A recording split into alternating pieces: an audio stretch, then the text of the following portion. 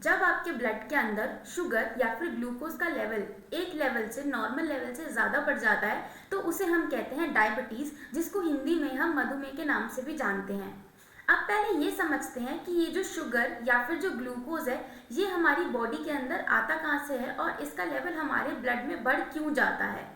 तो देखिए, जो भी हम खाना खाते हैं ना वो एंड में जाके कन्वर्ट हो जाता है ग्लूकोज के अंदर, और वो जो ग्लूकोज बनता है ना फिर वो हमारी बॉडी की जितनी रिक्वायरमेंट्स हैं, जो हमें एनर्जी चाहिए होती है डिफरेंट डिफरेंट काम करने के लिए डिफरेंट डिफरेंट ऑर्गन्स को, वो एनर्जी उन सारे ऑर्गन्स के पास पहुंचती है in the form of glucose.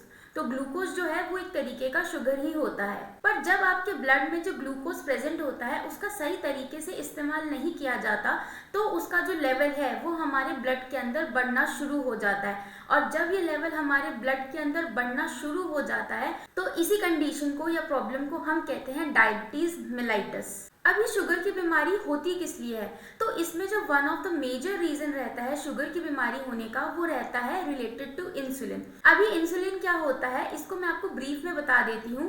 तो देखिए, आपकी बॉडी के अंदर एक ग्लैंड होता है पैंक्रियाज। अब पैंक्रियाज क्या करता है ना, पैंक्रियाज के अंदर सेल्स होते हैं बीटा सेल्स, और वो इंसुलिन को प्रोड्यूस करते हैं। और इंसुलिन का काम क्या होता है हमारी बॉडी के अंदर, इंसुलिन का ये काम होता है कि जो हमारी ब्लड के अंदर शुगर का लेवल है उसको ये कंट्रोल करने में हेल्प करता है। तो पहला रीजन डायबिटीज होने का यही होता है कि इंसुलिन बनने में कोई प्रॉब्लम हो गई हो, या फिर इंसुलिन हमारी बॉडी में उतने लेवल में ना बन रहा हो जितना हमें ज़रूरत है, तो ये जो डायबिटीज़ की प्रॉब्लम है ये हो जाएगी। दूसरा रीज़न रहता है जेनेटिक्स। आपने कई बार सुना होगा और अपनी फैमिली में भी शायद आपने ये चीज़ देखी होगी कि जिनके फादर को या ग्रैंड फादर को, मतलब जिनके शुरू से ही बीपी शुगर का प्रॉब्लम रहता है, उनके आने वाली पीढ़ी में भी या फिर बच्चों में भी ना ये बीपी शुगर की जो प्रॉब्लम है ये ट्रांसफ़र हो जाती है। तो शुगर जो है वो एक जेनेटिक डिजीज़ भी है। इसके अलावा कई सारे रीजंस होते हैं, कुछ लाइफस्टाइल डिसऑर्डर्स की वजह से भी होता है, जैसे कि ओबेसिटी, स्मोकिंग, अल्कोहल, आप अच्छी डाइट नहीं ले रहे हो, इंक्रीज्ड कोलेस्ट्रॉल लेवल। सो इन सब चीज़ों की वजह से भी जो आपका शुगर लेवल है वो बढ़ सकता है। शुगर जो होती है या फिर डायबिटीज़ जो है वो दो तरीके की होती है, diabetes mellitus 1 and diabetes mellitus 2। इनको हम टाइप 1 और टाइप 2 डायबिटीज़ भी कहते हैं। So type 1 diabetes that is diabetes mellitus 1, इसके अंदर क्या होता है, तो मैंने आपको बताया था कि जो पैंक्रियाज होती है उनका क्या काम होता है कि वो इंसुलिन प्रोड्यूस करती हैं, और जो इंसुलिन है वो फिर हमारे ब्लड के अंदर जो शुगर का लेवल है उसे कम करता है। बट प्रॉब्लम तब आ जाती है जब इंसुलिन के जो सेल्स हैं, बीटा सेल्स, जो कि इंसुलिन प्रोड्यूस करते हैं, वो प्रोड्यूस कर ही नहीं पाते इंसुलिन को।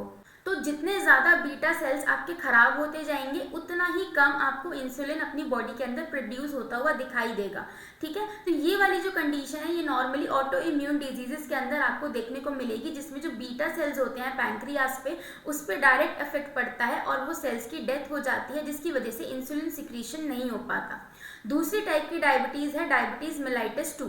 इस वाली डायबिटीज़ के अंदर क्या होता है कि जो आपके पैंक्रियाज के सेल हैं वो पर्याप्त मात्रा में, बिल्कुल अच्छी क्वांटिटी में इंसुलिन को बना रहे हैं, कोई प्रॉब्लम नहीं है उनको इंसुलिन बनाने में, पैंक्रियाज जो है वो आपका बिल्कुल सही काम कर रहा है। ठीक है, बट प्रॉब्लम कहाँ आ जाती है कि इंसुलिन जब जाता है शुगर को कम करने के लिए तो वहाँ पे जो सेल्स होते हैं वो उसको अपटेक ही नहीं कर पाते, इंसुलिन का रेजिस्टेंस बन जाता है। अब इसको मैं आम भाषा में आपको समझाऊं तो फॉर एग्जांपल कोई टीचर है और वो स्टूडेंट को पढ़ा रही है। ठीक है, टीचर नोट्स भी दे रही है, अच्छे समझा भी रही है, रिवीजन भी ले रही है, टेस्ट भी ले रही है, सब कुछ कर रही है, बट वो जो स्टूडेंट है वो पढ़ना ही नहीं चाहता, वो फिर भी फेल हो जाता है। तो यहाँ गलती किसकी आएगी, यहाँ गलती उस स्टूडेंट की आएगी। तो सेम उसी तरीके से क्या होता है, हमारी बॉडी के अंदर जो पैंक्रियाज हैं वो तो इंसुलिन बना रहे हैं, पूरा अपना काम कर रहे हैं इंसुलिन को देने का, बट जहाँ पे इंसुलिन का काम होता है, जिन सेल्स के ऊपर इंसुलिन टारगेट करता है, वो सेल्स इंसुलिन का अपटेक नहीं ले पाते और फिर वहाँ से इंसुलिन रेजिस्टेंस डेवलप हो जाता है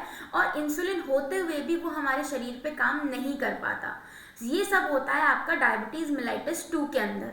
यूजुअली देखा गया है कि 90 से 95% लोगों के अंदर डायबिटीज़ मेलाइटस 2 का ही प्रॉब्लम रहता है। अब इसके सिम्टम्स क्या होंगे, कैसे पता चलेगा कि आपको डायबिटीज़ है, तो सबसे पहले आपको बहुत ज़्यादा प्यास लगने लग जाएगी। दूसरा, आपको भूख भी बहुत लगेगी, जैसे आपको कुछ कुछ देर में थोड़ा थोड़ा खाने को चाहिए, आपको बहुत भूख लगेगी।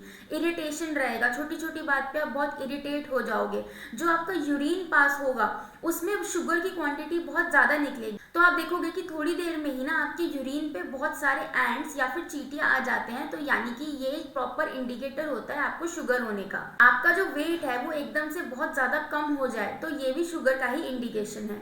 अगर आपके हाथ या पैरों पे कोई घाव हो जाता है तो उसको हील होने में बहुत टाइम लगता है, जो कि नॉर्मल से बहुत ज़्यादा होता है, क्योंकि जब आपको डायबिटीज़ होती है या शुगर होता है तो उसकी वजह से जो आपकी वूंड हीलिंग है, वूंड हीलिंग जो है वो डिले होने लग जाती है।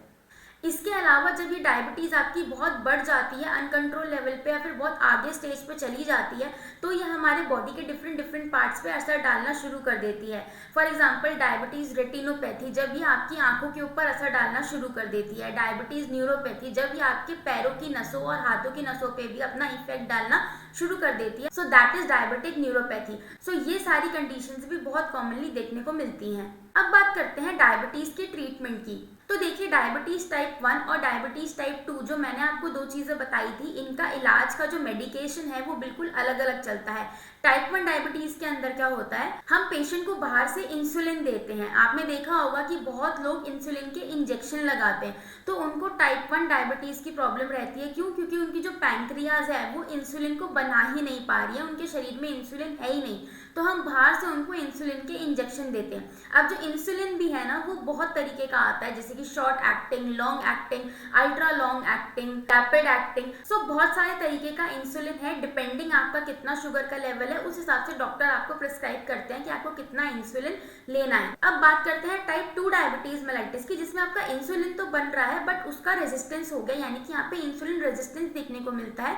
तो इसके इलाज में क्या होगा, इसके अंदर डाइट और लाइफस्टाइल के कुछ चेंजेस करने से ही आपको बहुत इफेक्ट देखने को मिलेगा अपने शुगर लेवल के अंदर। और फिर भी अगर शुगर लेवल कंट्रोल में नहीं आता है तो कुछ मेडिकेशंस दी जाती हैं, जो कि जब आप डॉक्टर के पास जाएंगे तो वो आपको प्रिस्क्राइब करते हैं। उसके अलावा डाइट और एक्सरसाइज, ये दो चीज़ों का भी हमारे ब्लड शुगर लेवल पे सीधा और डायरेक्ट असर पड़ता है। अब डाइट और डायबिटीज़ की बात करें तो कुछ फूड आइटम्स या कुछ खाने की चीज़ें ऐसी होती हैं जब आप उन्हें खाते हैं तो जो आपका ब्लड का शुगर लेवल है वो एकदम से स्पाइक कर जाता है, और कुछ चीज़ें ऐसी होती हैं जिसमें जो शुगर लेवल है वो इतना स्पाइक नहीं करता, एक लो लेवल पे ही रहता है। तो आपको ऐसी चीज़ें अवॉइड करनी है जिन्हें खा के एकदम आपका शुगर लेवल पे है जो वो स्पाइक पे चला जाए। उन चीज़ों को आप अवॉइड करें और ना खाएं, क्योंकि उससे इनडायरेक्टली या डायरेक्टली आपका जो ब्लड शुगर लेवल है वो इंक्रीज ही होगा।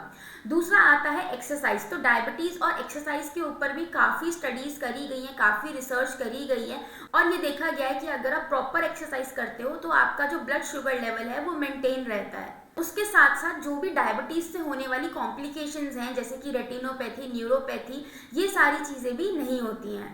यूजुअली डायबिटीज़ के जो पेशेंट रहते हैं उनको ये एडवाइस किया जाता है कि उनको 150 minutes of moderate intensity exercise करनी चाहिए ईच वीक। अब आपको कितनी एक्सरसाइज करनी है, कितनी नहीं करनी है, कौन सी करनी है, कौन सी नहीं करनी है, ये आप एक फिजियोथेरेपिस्ट के पास जाके कंसल्ट कर सकते हैं। वो आपको एक पूरा चार्ट बना के देंगे और पूरा आपको अच्छे से प्रॉपरली एक्सप्लेन करेंगे कि आपको कौन सी एक्सरसाइज करनी है, कितनी करनी है और कितनी देर तक करनी है।